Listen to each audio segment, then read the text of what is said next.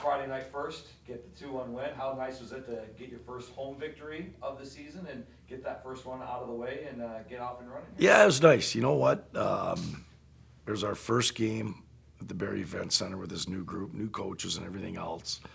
The guys were a little nervous early. It was Parents' Weekend, too. We had over 50 parents and family and friends with them. So it was a great weekend. And I thought we were a little nervous early. Our puck play was sloppy. But once it settled in, I thought it was an evenly played game. And when we got the lead, we dug in the third. We still continued to pressure pucks and play the right way.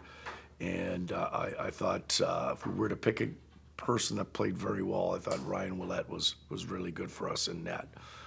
So it was nice to get the first game, obviously, under our belt. And, we received a lot of texts and calls and stuff congratulating us to getting the first win. And it's nice for our group because we talked about being up and down, but it's always good to get the first one. And then Saturday, you talked about the down, you're playing from behind a little bit, losing 5-3, but was there a different mentality going into Saturday's game compared to Friday? Because you got that first one. You know what? We were up 2-1 in the second game, too. Our guys fought back in that game, and college hockey's different. You can win one night, and you guys know this, and not do well the next night. And we saw that across the college board. And we told the guys our mindset, it's going to be tougher to win the second game. It always is after you win the first game. And they came out, I thought they played on their toes all night long and made it difficult for us. We did fight back and make it 2-1. I didn't like the second goal, the timing of it, because we lost momentum.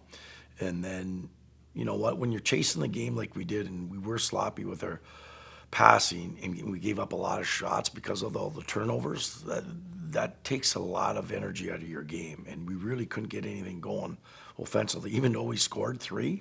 But again, I did like when we're down 4-2, we got a goal. I think we had 4 or 5 minutes left, and then we had a couple looks when we pulled the goalie. And the one positive thing out of our group, we've always responded and made it a game. And I was talking to some individuals. We're getting a lot of work with pulling our goalie 6-on-5, but I don't know if that's a good thing or not.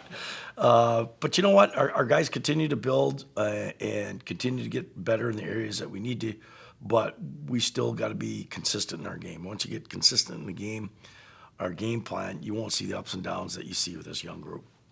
What did you see from them playing ahead on Friday in the third period when you held them scoreless, had to stay there, and that penalty kill at the end of the second period? How big was that in keeping you guys where you're at? Yeah, I thought our penalty kill was good. We didn't give up much, and when we did, Ryan did a good job making the save. But you know what? We thought at the end there, even though it was down 2, and that's how we want to play. We talked about that after the game. We have to play with urgency and desperation all the time. And when you do that, that's Wildcat hockey. So we did that in short spurts, but now we gotta make that a little bit longer if we want to sustain success and not give up the shots that we did on Saturday night. But again, you're gonna see that we relatively have not a whole lot of college experience games played in this group. So that takes time. The more games we play, the better off we're gonna learn and continue to grow. Ewert was Defensive Player of the Week, obviously, guy you brought with from St. Cloud. Just were you happy to see how he performed this weekend with the assist on Friday and goal on Saturday too? Yeah, he's getting a lot of minutes. He's playing in all situations. He skates well, really good IQ, can move a puck. He's learned to play stronger defensively. And, he does bring, I think, 30 games of college experience last year in the NCHC. I think that says a lot. He got voted one of our captains, so real nice for him to get that recognition, and he's doing a good job leading our D-corps back there. How do you see CHA play only a week away now? Obviously, you're focused on Arizona State, but what do you hope to see this weekend to know you're ready for conference when it comes the following week? Just continually improve. This is going to be a real challenge this weekend. They got some really speedy forwards. There's actually going to be a lot of NHL scouts in here. They got Potter, who's going to be a first-round NHL pick. So all the locals that want to watch some future NHLers, he's one of them. And our job is to contain that speed. So we've been talking about that. In order to do that, we got to have the puck a little bit more, have a little bit more time of possession in the O-zone. So our ability to hang on to the puck, force them to defend so they didn't have much juice to get into their transition or rush play for Arizona. What do you see out of the different leagues, whether it's Colorado College or playing Michigan Tech or playing in Arizona State. What's the difference of play with those teams, like a team out west compared to a team in the Midwest? A lot of different things, I guess. I mean, you can go historically speaking, if you're talking about the Big Ten or the NCHC, those are the teams that are getting a number of schools in the NCAA tournament. And they've had success. The NCHC's won a lot of national championships. And, I think anybody would tell you that a little bit faster, a little bit stronger, a little bit heavier. And that's what it comes down to. And their top end players are really, really, really good. But that doesn't mean you can't beat them on any given night. And that's kind of where we're at right now. And you have to play your best game. Everybody's got to play their best game. You got to do it by committee, and you got to make sure you take care of their talented players. But this weekend, defense played really well. Obviously, it was 10-10 in regulation. They ended up scoring in overtime, but I thought the defense was really good. 1 for 3 in the first half. They were in the red zone, and you can't ask for much more than that, Coach. Absolutely. Really proud of the way that we kept points off the board. And I think when it comes down to it, that's what you want. And, I think it was, we bent a little bit at times, but we did not break. And I thought our guys really flew around and were really aggressive, and we did a lot of good things, and it obviously gave us a chance to be right there in the game at the end. You've been shifting quarterbacks throughout the year, and Billets did come in for the one play. Yep. We fumbled the football. Yep. So take us through that play. Was Horde hurt? Was it just trying to get a different momentum? What was Right. the story? Yeah, I think, when we're running option, I think we've got a couple different guys that actually have been able to do that at times. And, based on kind of how they practice and what they're doing throughout the week, we do want to, maybe present a switch up and give some guys some opportunities, just because I think different style, different legs in there, could make a difference. And, unfortunately, obviously it came at a tough time for Jake, but, Jake's a really great teammate, really good leader on our team, and he's got a lot of value to helping us out in a lot of ways. So he'll bounce back from that, and we'll continue to move forward. Well, the defense also forced a fumble late in that game. Yeah. So it didn't hurt. Yeah. It hurts, but yeah, you got it back. Yep. Is running the option the past 2 games and not throwing the ball downfield, is that out of necessity, or is that just Yeah. what you feel gives you the best chance Yeah. right now? Yeah, it's a good question. I think it's a little of both. I think there's, kind of a thought behind the option gives you lots of options, and it's an interesting concept. But you usually have answers in terms of how people line up to it and play it. We're not always right in terms of reading that and executing that, and so the thought is that, if you can be right the majority of the time, you can break some big plays. And it's almost as if, if you can break some of those big runs, you don't need to necessarily pass the ball as much. Now, I think we were waiting for those big plays to pop, and we didn't necessarily have as many as maybe what we wanted to. But it felt like we were having success and we had answers. We were just kind of like right there to where, do we need to go to something else, or do we just keep trusting it that it's going to kind of break and come open over time? And so it goes back to, I think our passing game too. I would go back to just this past game. We threw 3 times, I think, and we had executional errors on all 3 of those passes. And so it's something that our team needs to look at to say, hey, we've got to run better routes. We've got to get rid of the ball better. We've got to put it in a better spot. We've got to do a better job in the passing game to continue to earn those opportunities as well. Did you see a reason why you weren't able to break through on one of those big plays, or anything stand out on film? Yeah. Execution wasn't there? Yeah, I think we've got to continue to get better at reading what the defense is giving us and making sure that we're accurate in that. I think we missed some reads that potentially could have really helped that concept and helped break some runs. I thought our offensive line did a really good job.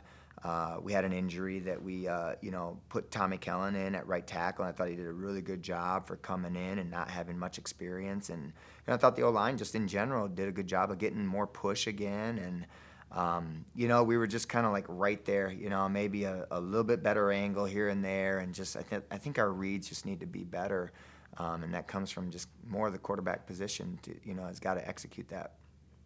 Is an overtime loss a little more deflating than the 30-point loss? And just how do you, at this point in the year, just make sure that's Yeah. not necessarily the case where the win's completely out of your sight? For sure, yeah. I addressed that, and it's a good thought because I think our kids took it really hard.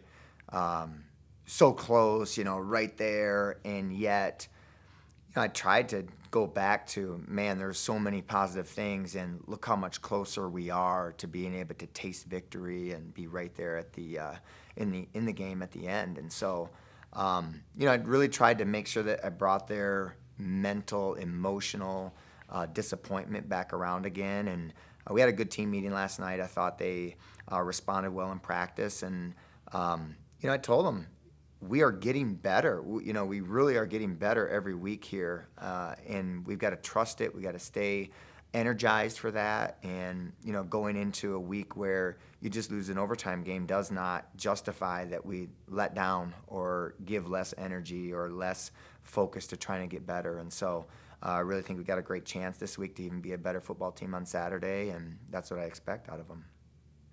Let's talk about Michigan Tech. I mean, good football team. Yep. They beat us 13 straight times. Yep. Going up to Michigan Tech, a little bit unique. It's supposed to be like 59 degrees up there, not cold and snowy. Oh, I don't know. The last time I checked, I thought it was cooler than that, but that would be good, Casey.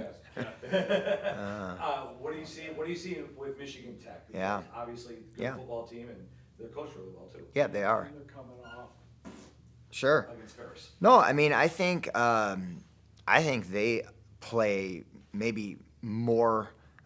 They play harder than a lot of teams that we play, and I think that's a tribute to how they're coached. It's a tribute to just kind of their personality, and I really respect that out of them. And I know they're going to be up for us. I mean, that's it's a big deal. It's obviously a rival game, and they put a lot into it against us, and we put a lot into it against them too. And I think they're really well coached, and yes, they're going to be hungry. Obviously, coming off their game from Saturday, and I expect their best shot. And they gave it to us last year, and we've got to be able to look at that and be better and different than what we went into the game last year with. And I think we are. I think we're so much different. And, I expect our guys to respect the rivalry and respect their team, and yet I expect it to be extremely intense, and there should be great inspiration behind this. What's the Miners Cup mean to you? Well, it means a lot. I mean, I never lost to them. So, that's my whole concept, is to be able to get it back and to feel like we're competitive in that game and competing against them year in and year out, to be able to get that trophy and to be able to have those bragging rights and to feel good about our performance against them.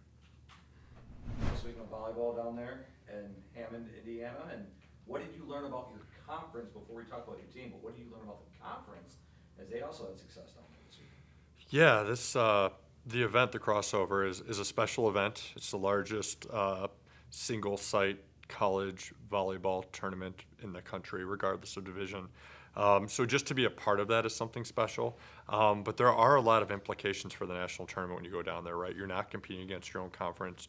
You're competing against the other two in our region. And, especially day one, having, the top three teams go 2-0, both us or Grand Valley and Ferris. Day two, Grand Valley and Ferris did their job. We did not, unfortunately, taking the loss to Rockhurst. But I think what it showed is that the top of our conference is super strong, competing against the best teams in our region. And I think it, puts us in a really good position to secure, hopefully, 3 bids into the NCAA tournament, but that all gets kind of shaken out through the rest of the year. As far as our team, I'm really proud of the way we competed. I've been preaching to them basically since the week after we lost to Findlay at home that I think we're a better team than them because of the work we're putting in every single day. And so to get that opportunity to play them again and secure the win was really important, I think, not only for us and our confidence, but what it means on the bigger stage of the national tournament. Indy is a quality opponent from a really quality conference, and we went out there and we pretty much took care of them. I know it went 4 sets, but the set we lost, I felt like we gave away. And then finally, Saturday against Rockhurst, who their real quality is we just got beat, and it had happened with the first contact. So serving and then receiving serve. I don't think we did a good enough job. We got aced 16 times, which I haven't looked, but it's got to be the most of the year for us. And, when you're losing the fourth set 26-28, you're talking about getting aced that many times. If we can clean that up and not let that happen to us, I think it'll bode well for us for the rest of the year. Talk about the emotion of the 5-set winner and then the emotion of the 4-set loser that you had, because that 4th set was back and forth, but talk about the exhilaration of the team in 5 sets and then probably the deflation in 4 sets on Saturday. Yeah. The win against Finley in that 5th set, we were down 12-9 at one point, and it felt like we were really kind of struggling to get our footing. It helped that Jackie Smith rotated to the front row. She's arguably our most terminal attacker, and so she did a really nice job. But she rotated the back row at the end, and she had to earn 2 points from the service line. She did a nice job of that, and it was unbelievable. Just the feeling of kind of overcoming that deficit and then proving that we can compete with Finley was really important. And then, it's heartbreak. Losing that match to Rockhurst, huge implications. I keep saying national tournament, and I don't ever really shy away from talking about it. Some coaches say, it doesn't matter. I think it's important to address it with the team, right, wrong, or indifferent. But that's been my approach always. And so we knew going into that match that, hey, this is like an NCAA tournament match, right? And we competed like that, with the exception of, getting all those aces. We were going back and forth, and I'm trying to even remember how it ended. I think they just got a nice swing on us, but it's fine. And I told the team afterwards, I said, if you're upset, that's good. If you're proud that we competed, that's good. We just got to get better on Monday, and we did, with our recovery. And now today is to get back to work. Schedule doesn't necessarily do you any favors hitting the road to take on Grand Valley on Friday. Just how's the recovery aspect going off of a 3-match weekend, and what's the approach in practice to get ready for a big one on Friday? Yeah. Like I was saying, after that loss to Rockhurst, we talked about how, hey, that was like an NCAA tournament match, and you win some, you lose some. The same thing Friday. It's like an NCAA tournament match, right, on their home floor, and they did a really nice job going 3-0 at the crossover. Yesterday, I'll be honest, we weren't on the floor. We literally went to the top of the world and took in the colors and just enjoyed our time together and made sure that those players that were getting rep after rep this weekend got some rest. But Grand Valley is, they're great. They're really good. And, talking to their coach, he openly admitted this is one of the best teams they've had in a long time. And that's talking about a team that's historically always been good. So if he's saying it's the best team in that case, we just have to be ready to go. They're super physical. Jordan Gates on the right side can really put the ball away. In the middle, Paige Sanders, a tremendous blocker and attacker. And we're going to have our hands full. And they're really good, but I think we're really good. And, if nothing else, we've proven over the course of this season that we can compete with anybody. And honestly, we play our best volleyball when we're playing those teams of that caliber, with the win over St. Cloud, going toe-to-toe with Ferris, getting wins over Finley and Indy, and then competing with Rockhurst. So I expect us to show up and play hard. Maybe hope that Grand Valley's really focused on the football game between Grand Valley and Ferris, and the tailgating starts a day early, so the fans aren't crowding the place. But I want to be a part of these environments, and it's a return to the fly.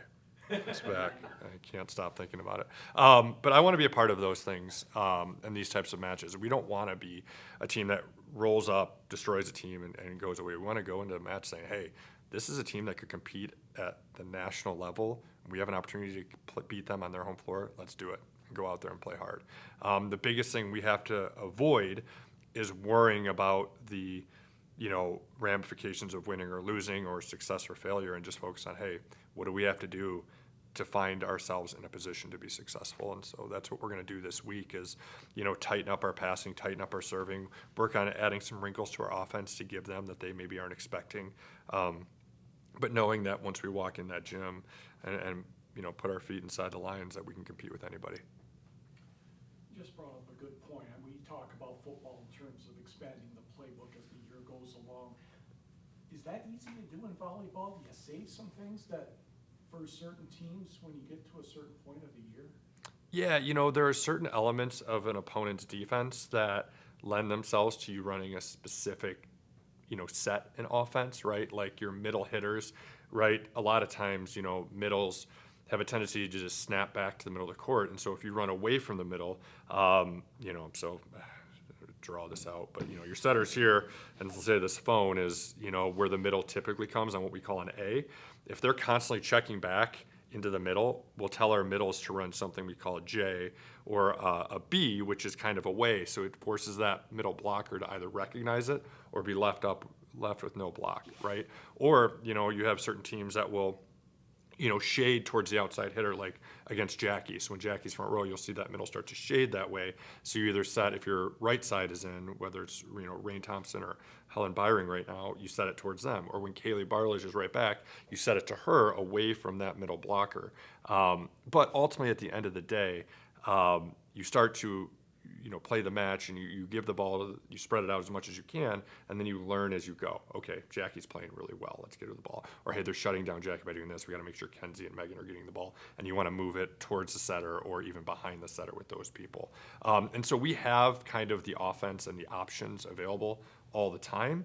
And then opponent to opponent, we're making those minor adjustments based on what they're showing us defensively, if that helps. Hi.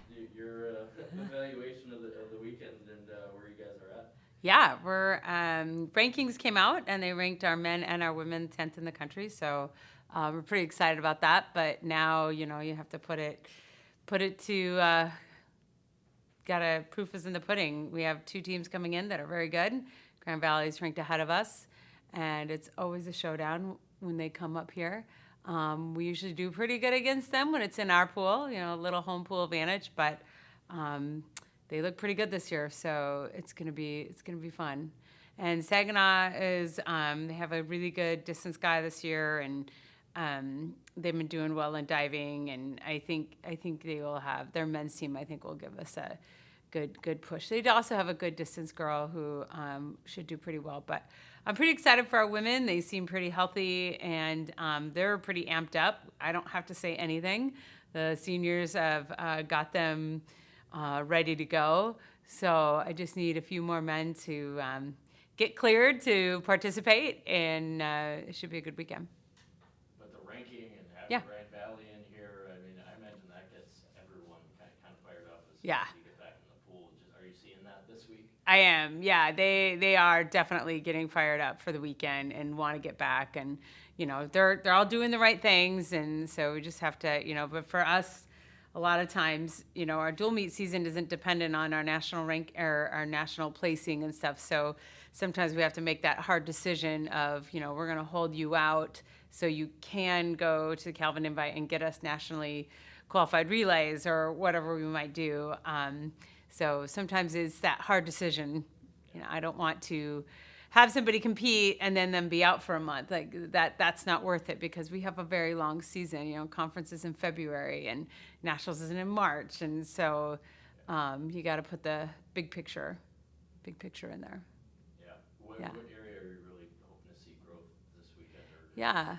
better performance? I'm pretty excited. I think we had one of our better women divers that was at the NCAA prequal that couldn't go to St. Cloud, and she's been cleared to dive this weekend, so I'm excited to watch that.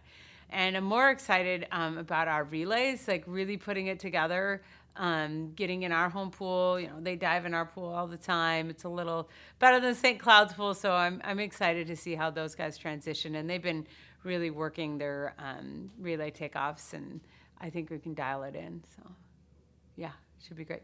I want to ask a question that related to something I just asked Mike, but I Oh, don't know yeah. if you can do that in swimming. Okay, let's In see. terms of. Is there something we It's hold not- on it's to? not- Yeah, it's like, you can't hide a play, or he can hide a play. Right. You can't. They just gotta swim. But like you were saying, Yeah. maybe this meet, but not this meet, and. Well, in some ways, you could, like when you talk about that, I think a little bit like if you have somebody that they haven't seen in a meet yet and they don't know is there, and then they get healthy and are able to swim, that can be a little bit of surprise. More of, I would say, sometimes in a distance race, if you don't swim somebody in some event, and then you switch. Like we'll have some people swim a few different events that they haven't swam yet this year. And that could be a surprise too, because any coach can go on and look at the top times from that team. But if that person hasn't swam that race, then they may go under the radar, and then you put that person in, and they could be a surprise. So there's some strategy there too. Yeah, for sure.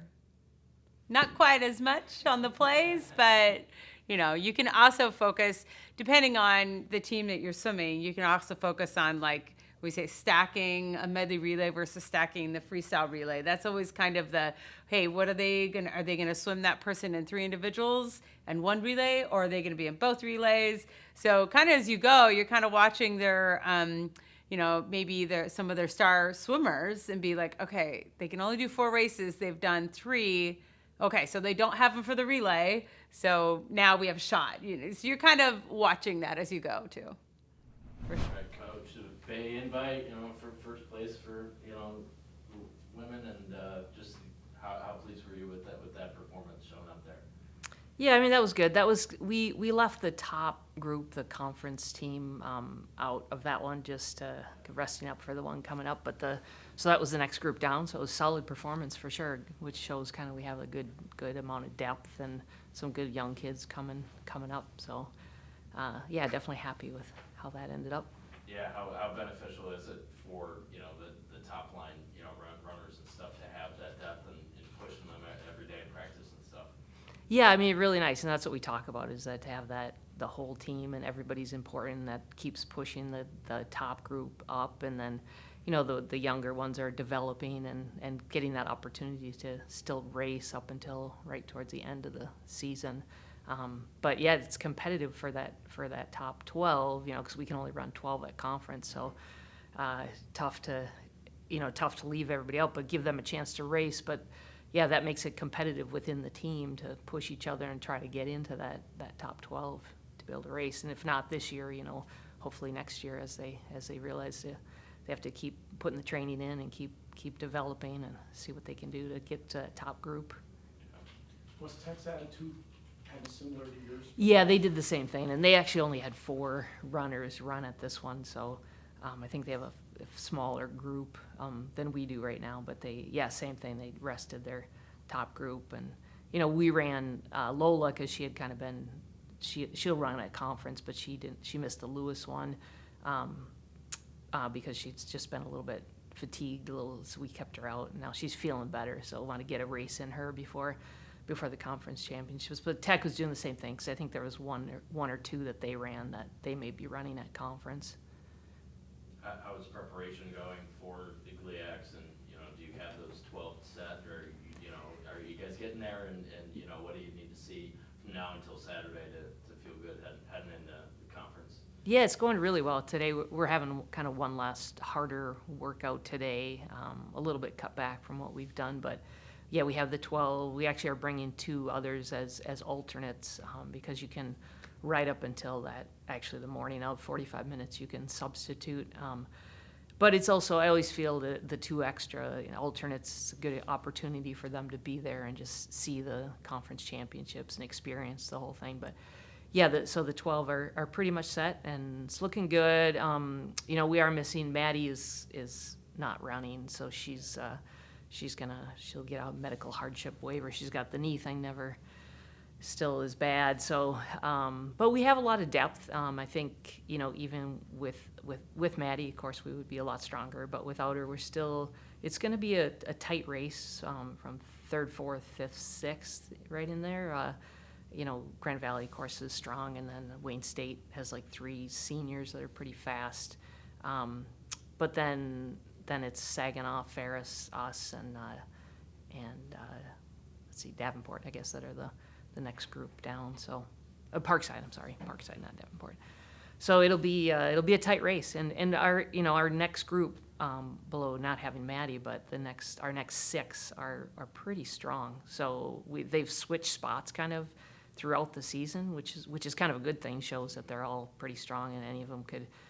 So if we can put together a good race, a solid race, which I know we can, and have a few of them have a really good race, we'll be right in there for that 3rd spot, hopefully.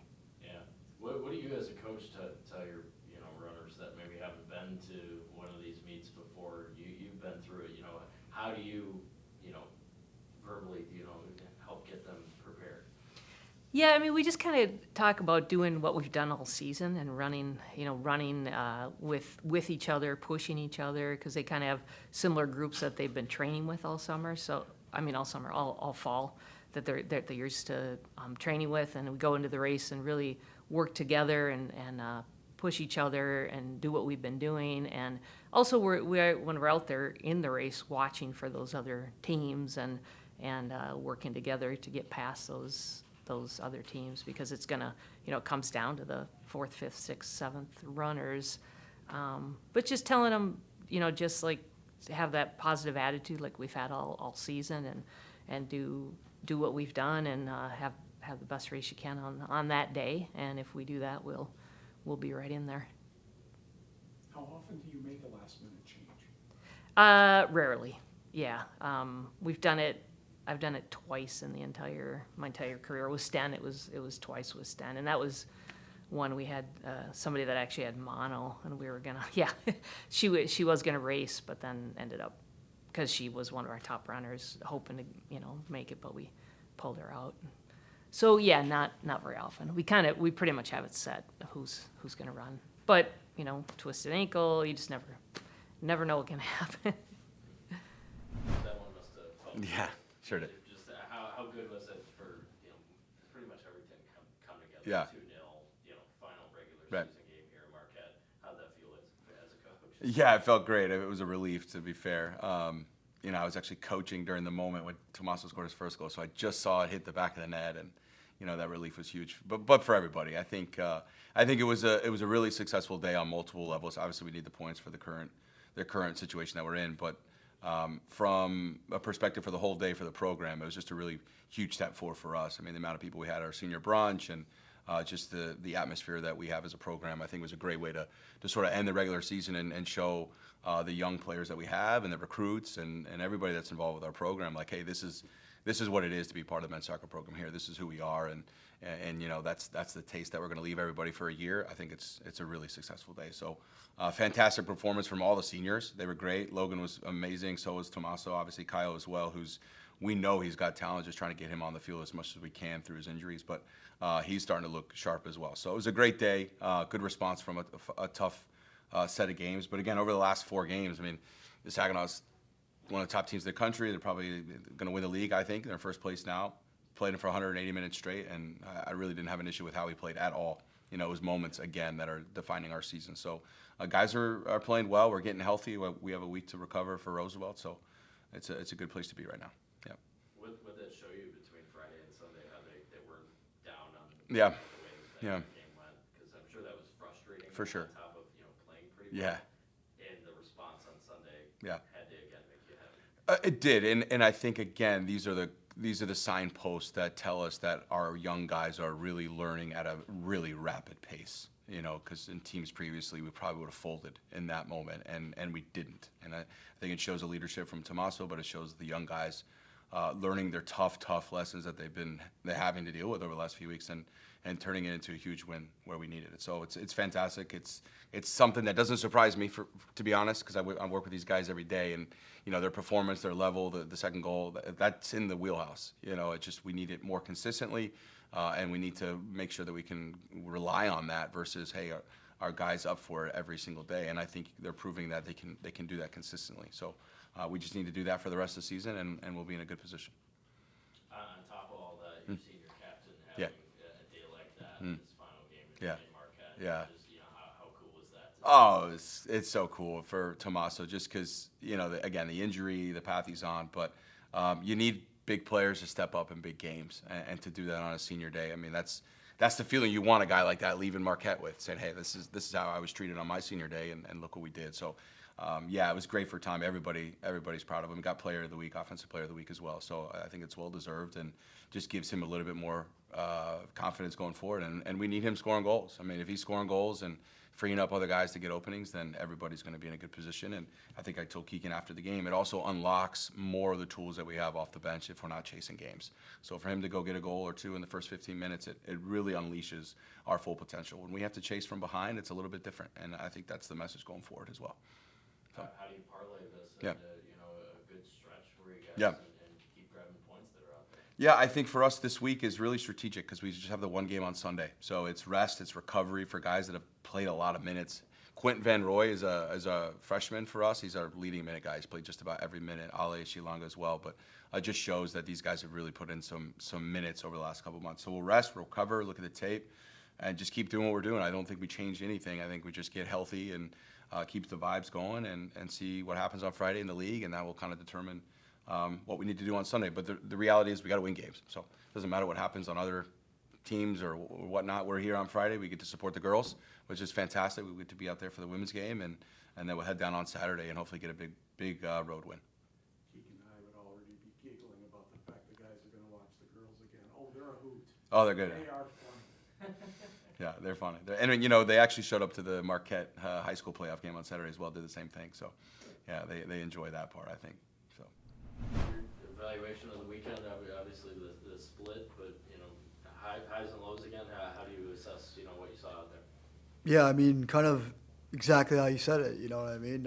Just highs and lows, ups and downs, if you will, I mean, obviously, we talk about that quite a bit throughout the year, throughout the process, just about not allowing the highs to get too high and the lows to get too low, and that's exactly what kind of happened to us this weekend. I mean, we put in a terrific shift on Friday, and then, I don't exactly know where the mentality shift came from for on Sunday, but it was a tale of two teams from Friday and Sunday, and in particular the effort, the energy, the speed of play, the ability to deal with the physicality on Sunday was just not there. And sometimes, I've mentioned multiple times that the road is tough and it requires a gritty performance. And so we were not gritty on Sunday. We did not execute really well. We did not deal with the pressure or the physicality that Davenport brought. And so we got exactly what we deserved on Sunday. Is that the takeaway from that one then? You got to be tougher in some of these GLIAC games? Yeah, I mean, in terms of you're looking at the game plan of which Davenport had, they're physical. They're tough to break down. They're going to counter. And we have to move the ball quickly, and we have to execute on a different surface level from, on Friday. And it's not an excuse. It's the same surface for everybody that comes in there. And I think when it came down to it, the individual efforts were not the same on Friday as it was on Sunday, even though I felt like we saved a lot of legs on Friday to be prepared and ready to go on Sunday. And especially when you're not winning first and second balls in the midfield, you're not going to be able to create more opportunities and chances in the attacking third, especially when you're away. And so it kind of felt like we showed up with this thought process and this idea that we're going to show up and we're just going to win. And you can't do that in this conference. You can't do this in this conference any day, ever. It's the best conference in the country for that reason.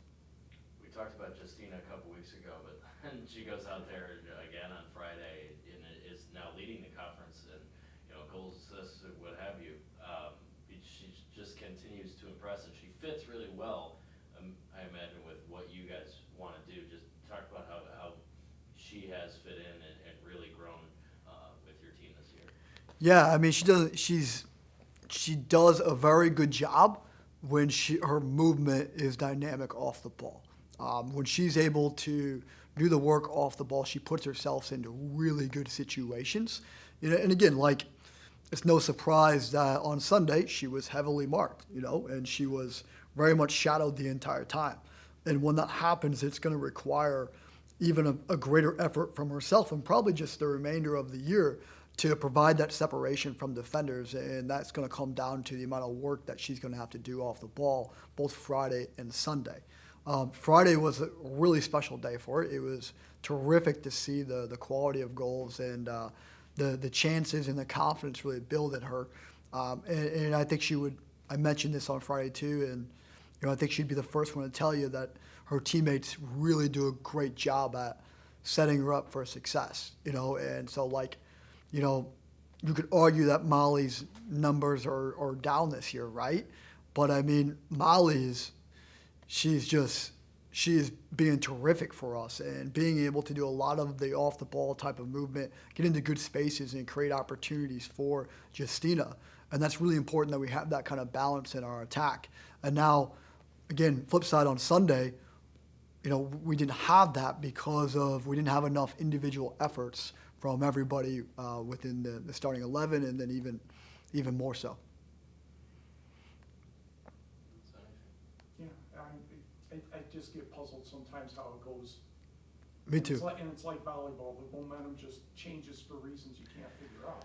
Yeah, and again, there's when we look at these things and we try to find patterns about why these things are happening. There's Saturday we had to have an off day, right? When we did this last time, we had an off day on Saturday again, and so I do think there's a little bit when you have a game on Friday and you're not able to have a recovery session and move again on Saturday because you have to be off. The first movement that they're doing again is going to be on that game day. And so sometimes it does take a little bit of the engine to keep going. And, that's just scheduling in college athletics, having the one off that kind of messed us up at Tech. And then we have one, 2 weeks from now too. And so learning how to deal with an unbalanced schedule is something that's newer this year, and trying to prevent that weaker start or that flat start on a Sunday match. A lot of times we can prevent that sometimes just through having that session on Saturday. How good is it to be at home this week, as you try and, grab 2 more wins in the conference with Roosevelt and Purdue coming in? Yeah, I mean, it's anytime we're at home, it's great. We enjoy being home. We enjoy Marquette. It's a special place for a reason, and we usually do very, very well at home. And so, especially with these matches coming up that are so critical, it's happy that we're going to be able to get through in our routine and play in front of our own home fans and celebrate the seniors too on Sunday. I mean, it's a big and a great class that we're looking forward to sending off on the right way on Sunday. Hopefully, taking care of business as well, because same thing I mentioned to the team on the bus ride home on Sunday. All of our goals in terms of conference, national tournament, all those things are very much still in our hands, and we control that destiny. And so I think if we can turn the page relatively quick after film today, and then get back to the winning ways, I think we can find success and hit the ground running it when the time is right towards postseason play.